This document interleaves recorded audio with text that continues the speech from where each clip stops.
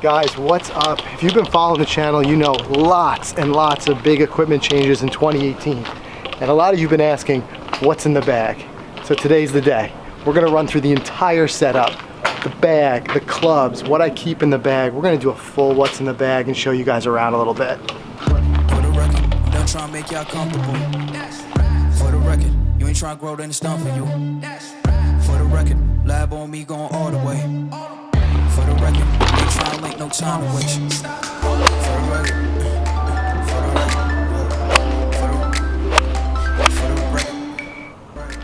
First, guys, we got to start with the bag. Brand new vessel bag. You guys may have saw the video just a couple weeks ago. We're also giving a vessel bag away, so make sure you check that out. It's been treating me really well. Huge upgrade from my bag with the hole in it, which you might remember from Sleepy Hollow. So the bag's been great, but let's dive into the clubs a little bit. All right, so really quick overview, because like I said, everything in this bag has been changed in 2018. First of all, driver, TS. As you guys know, it's very recent, the most recent fitting that we went through. I'll link to that video as well for the full TS driver fitting. That's been unbelievable. I'm gonna dive into that and highlight that a little bit more in a minute. Then as far as 3-wood goes, we've got the 917F, go down to hybrid 818H, which I wanna talk about in a second because that replaced an important club in my previous setup. Irons, the AP3 irons, I run 4-iron through pitching wedge, and then we've got 3 Vokeys in the bag. We've got a 48, a 56, and a 60. And then of course, there's the putter. The Bettinardi BB1LN, which massive upgrade from what I was playing before. So again, we're gonna go through these in a little bit more detail, but I wanna give an overall view of what we've got in the bag. It's what I would consider my first real legitimate setup. Before that, I was playing kind of a mix and match setup of a couple different things, and I've seen dramatic improvements, which again, highlighted through using shot scope by being able to really dive into those numbers. So we're gonna dive into each of those in 1 second. All right, so the first thing I wanna talk about is driver, the TS. So prior to this, coming into 2018, I was still playing what I would consider a throwaway club. I had an old driver that I bought on a one-day deal site for 99 bucks. If you guys follow along, you know I'm not a scratch golfer. I'm a 12.5 handicap. Driver was a huge hole in my game, so I was waiting for the right fit. Long story short, we went to the Titleist fitting and then more recently the TS fitting, and wow, I'm getting more distance, I'm getting more accuracy, so I've fallen in love with this club. In fact, prior to this, I was averaging about 230, 240 with my drives. My longest drive registered in the last couple rounds with this driver has been 294 yards. So I'm really starting to get that distance that I was craving. My miss, you guys may have seen this on the Me and My Golf channel. Piers and Andy helped me a little bit with my hook. But my miss is still left, but it's coming a lot better, more towards the fairway. Currently, I'm up to a 36% fairway hit number, and my miss again 36% left. So if I can pull those a little bit more in 2019, I'm going to see some more improvement. So let's take a couple cuts with this and see how we hit it.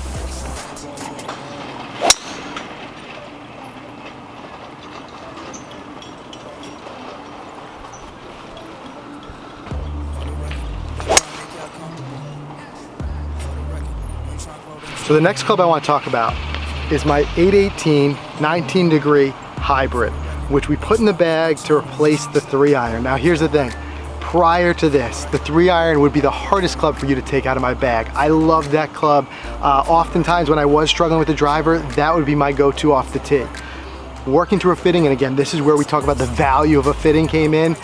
Kevin really pushed me to saying, just try it, try hitting it. He showed me a little bit more about how to hit it because I had never really even worked with a hybrid before. But here's an interesting stat. The hybrid is now, other than the putter aside, it is my second most used club in the bag with an 11% usage according to ShotScope. So if that shows you anything, it tells you sometimes you gotta get outside of your normal thinking and look for something different. So the hybrid's been great for me. I've been hitting it everywhere I would normally hit a 3-iron. And I'm getting a little bit more distance, I'm getting more control, and I'm getting more height than I would with the 3-iron. I still have the 4-iron in the bag where I can use for certain situations, but having the hybrid, obviously, based on that usage number, tells you that, you know, it's been a great addition to the bag.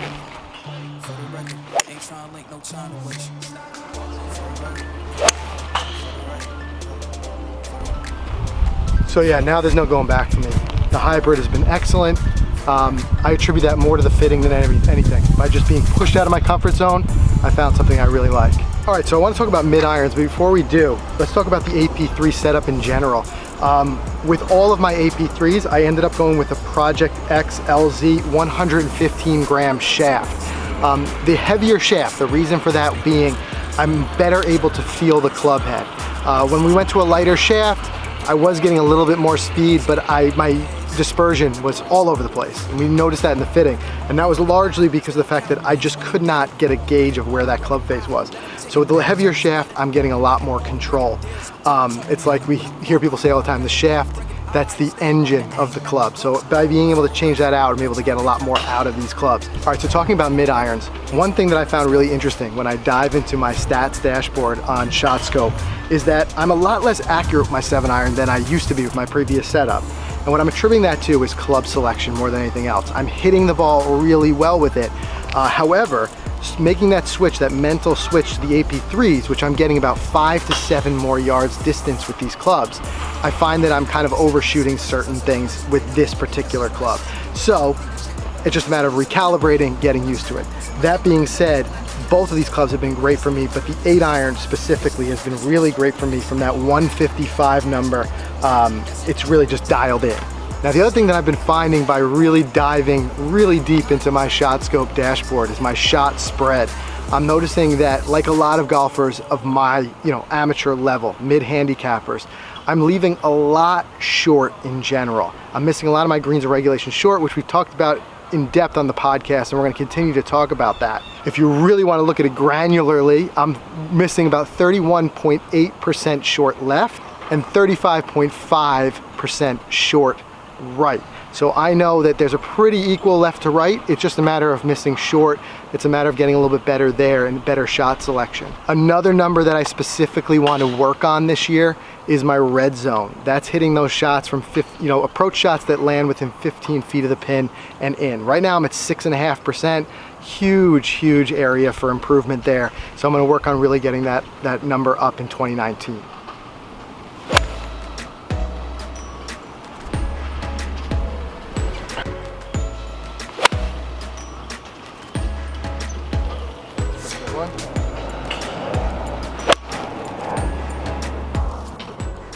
All right, so wedges, this is where I'm gonna say I had the most improvement in 2019. I'm gonna attribute that partially to the fitted wedges themselves, but also just the planning that went into what wedges I put in the bag, the gapping, things like that.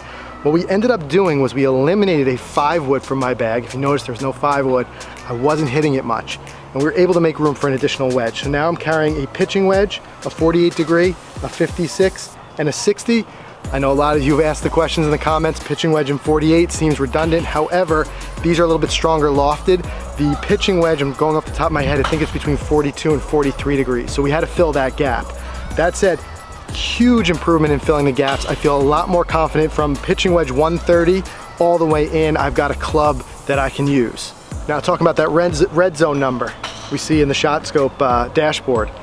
I know I'm attacking the green from a little bit closer, but here we see the number go dramatically up. With my wedges, I'm at a 24.7% red zone right now. So again, can continue to improve, but it just kind of shows you the wedges have been a really strong part of my game.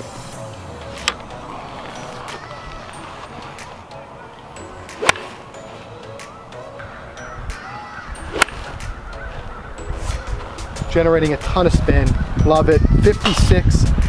This has been my club, my go-to club for 100 yards. The 48, more like that 115 number, and the 60, 70, 80 yards, that's the club.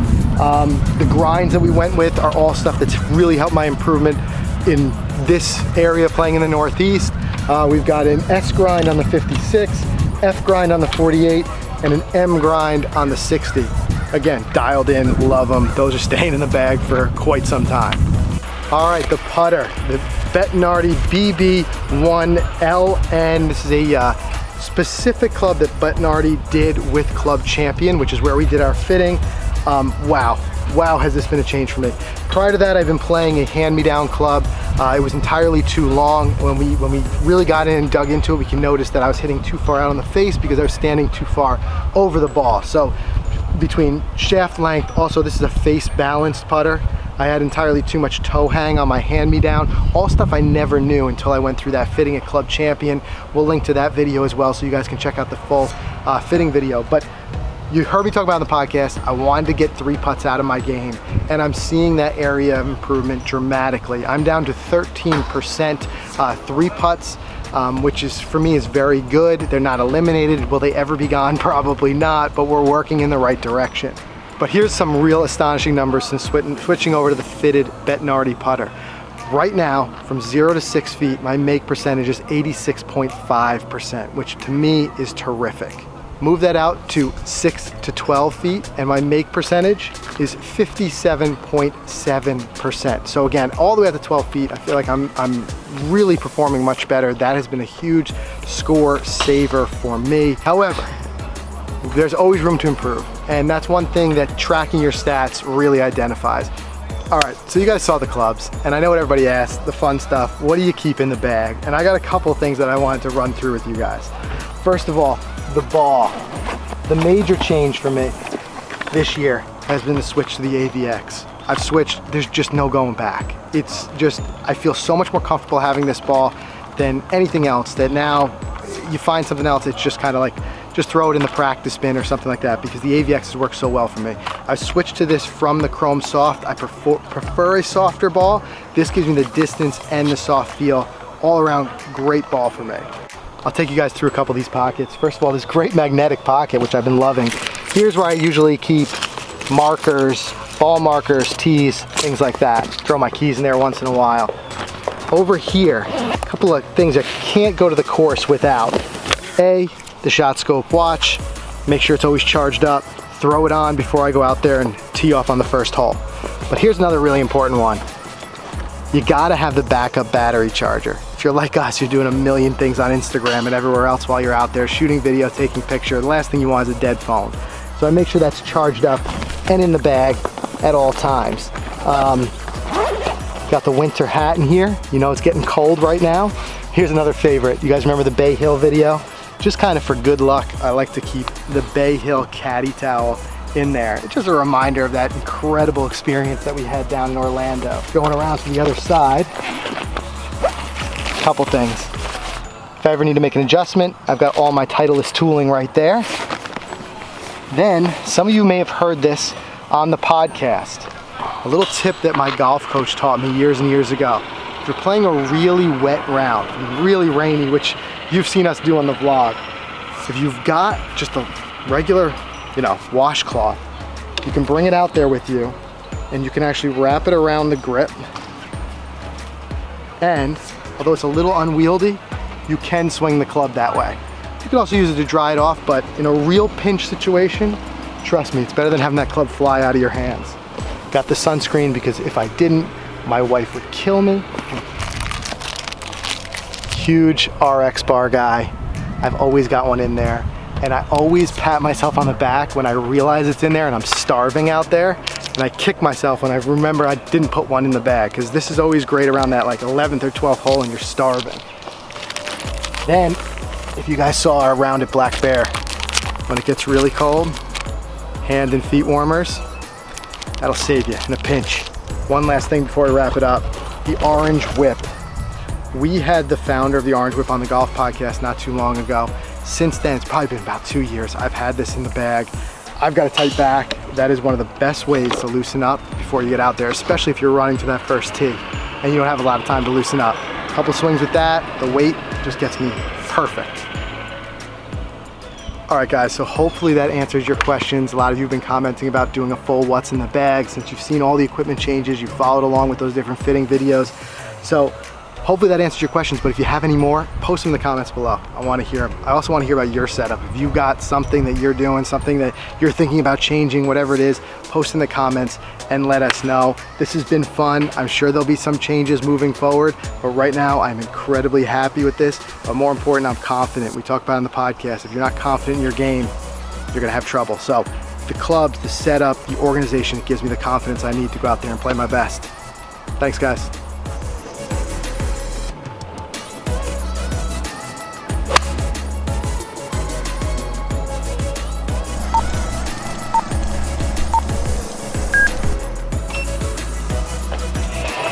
That's